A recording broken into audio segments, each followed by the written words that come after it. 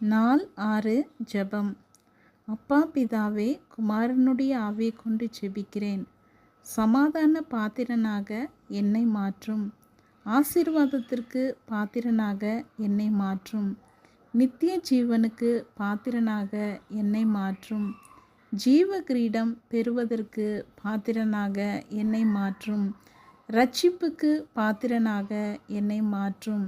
பரிசுத்தத்திற்கு பாத்திரனாக என்னை மாற்றும். அன்பிற்கு பாத்திரனாக என்னை மாற்றும். நன்மை செய்வதற்கு பாத்திரனாக என்னை மாற்றும். நீதிக்கு பாத்திரனாக என்னை மாற்றும். கிருபைக்கு பாத்திரனாக என்னை மாற்றும். உம்முடைய ஆலயமாய் இருப்பதற்கு பாத்திரனாக என்னை மாற்றும். உண்மைக்கு பாத்திரனாக என்னை மாற்றும். இயேசுவின் நாமத்தினாலே ஆமேன்.